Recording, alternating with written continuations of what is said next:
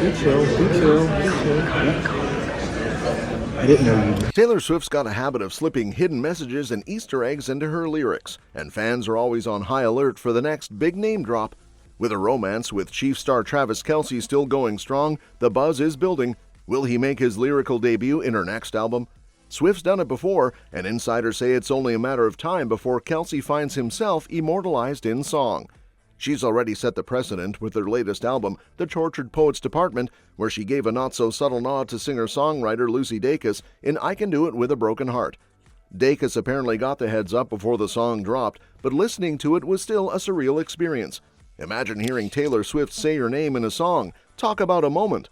And then there's Kelce, who might already be the muse behind a couple of tracks on Tortured Poets. Swifties are convinced the Alchemy and So High School are packed with football references and love-struck energy that scream Travis.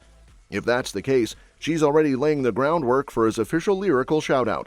So will Swift go all in and slip Kelce's name into her next album? The odds seem pretty high.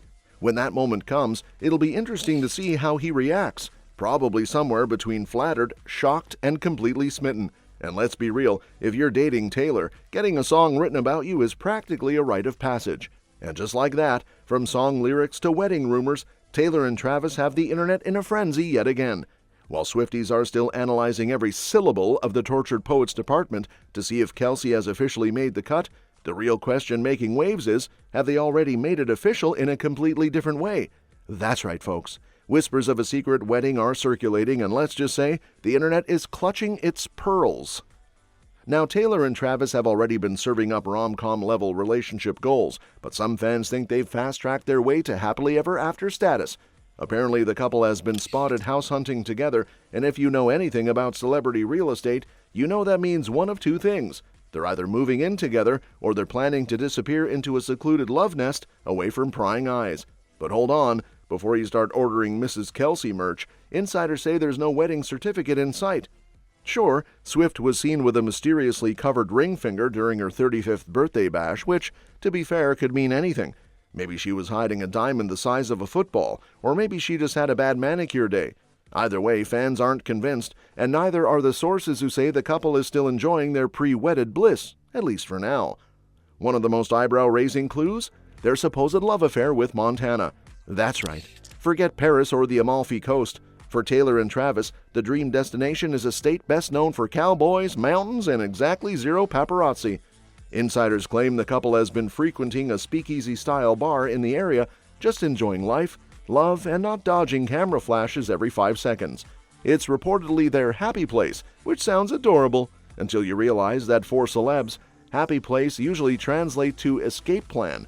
And while they may be basking in the rustic romance of it all, there's a tiny hiccup.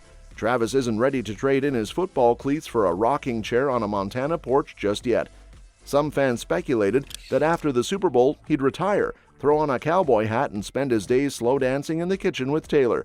Instead, Kelce has made it crystal clear. He's coming back for another season, training harder than ever, and chasing another championship. From wedding rumors to podcast conspiracies, Taylor and Travis have the internet tangled in another web of speculation.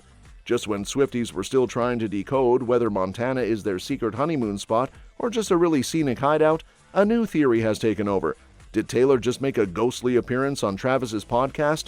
Buckle up, because the internet is spiraling faster than Travis dodging a defensive tackle. So here's the scene. Travis and his brother Jason are doing their usual banter on New Heights, cracking jokes, talking football, and possibly avoiding any direct Taylor talk. But eagle-eyed fans, who apparently moonlight as FBI agents, swear they caught something. A little microphone movement, a subtle side-eye, and suddenly the conclusion is clear. Taylor is secretly working behind the scenes of New Heights, probably directing the whole thing like it's a new music video. And because the internet never sleeps, a clip started making the rounds with fans certain that Swift was lurking just off camera, adjusting Travis's mic like a supportive girlfriend/stagehand. And let's be real, if Taylor was there, she'd probably have reorganized the entire set by now, complete with a perfectly curated aesthetic and a dramatic lighting scheme. But while some fans are convinced, others are having none of it, rolling their eyes harder than Jason Kelce whenever Travis talks about romance. The debate has split Swifties down the middle. Some are swooning over the possibility of Taylor's sneaky presence, while others are side-eyeing the whole thing harder than Travis himself. One camp believes that only Taylor could inspire that look from him. The other camp is begging everyone to please get an eye exam. Meanwhile, the most rational take? Guys, sometimes a microphone just moves because physics. He's a superstar. You're a superstar. He's dating Taylor fucking Swift, and they might Dating have a kid. her. They should have a kid. They should. That would be a great kid. Taylor was on the scene when she was like 13. All right, so it would be like the new Ryan Williams. You know how he's 17 years old at Alabama? So their kid would be like 14 Williams. in college, performing, like, you know, having 8 catches a game, and then like halftime he's doing the halftime show in like 24 years. And then he would go like do a duet with like, he would go do something with Quavo right after. Yeah, and perform have at like halftime. top 10 hits and a TikTok song. Dang, they need to have a kid if that's the case. They gotta have They a kid. gotta. Whether Taylor was secretly adjusting sound levels or just off somewhere writing her next hit about people losing their minds over her not being somewhere, one thing's for sure, Swifties aren't letting this go anytime soon. But until she actually shows up on New Heights, we'll all just have to keep analyzing the mic movements like they hold the secrets of the universe. And just when we thought Travis's podcast mic conspiracy was the wildest Swift-Kelce theory of the week, enter Numerology madness. That's right.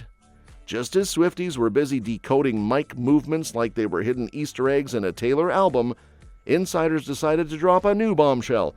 Apparently, Travis's NFL retirement plans are somehow linked to Taylor's all-time favorite number, 13. Because when you're dating a global pop icon, even your career timeline has to be on brand.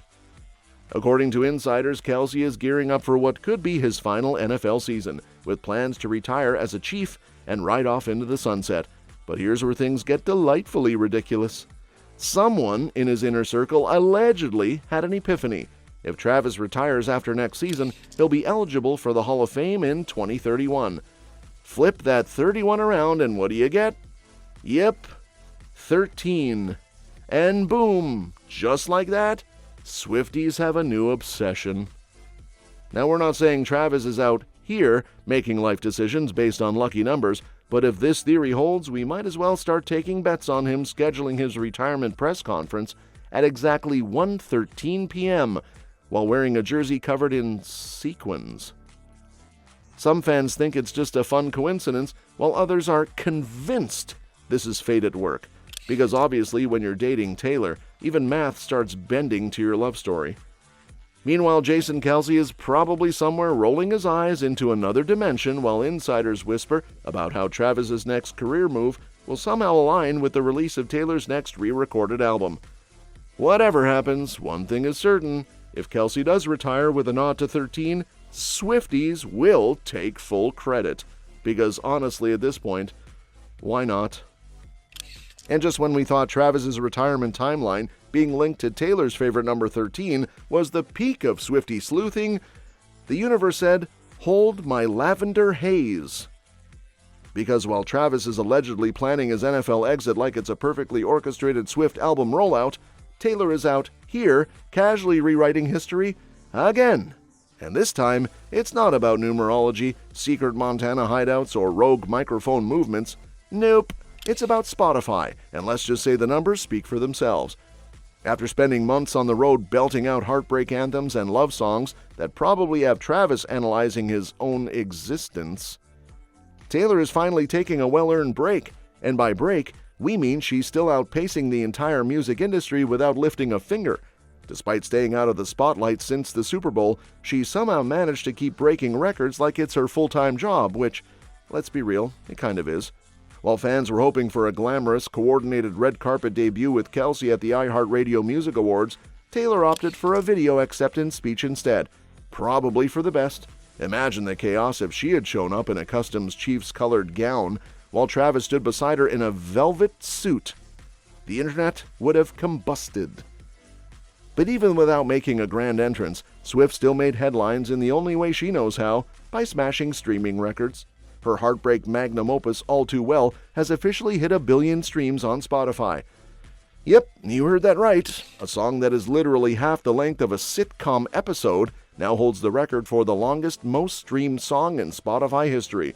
Somewhere out there, Jake Gyllenhaal's phone is probably on airplane mode, and a Spotify executive is wondering if they should just rename the app Taylor Swift Presents Your Daily Playlist.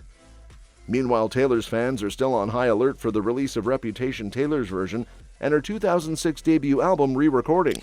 And with new legal filings hinting at a possible July or August release, Swifties are already preparing emotionally, mentally, and financially. But in between making history and reclaiming her music empire, Taylor is also making time for her MVP boyfriend. While Travis gears up for what might be his last NFL season, the two were spotted enjoying some quality time in Big Sky, Montana. No photos surfaced from the trip, which either means they had a rare, peaceful escape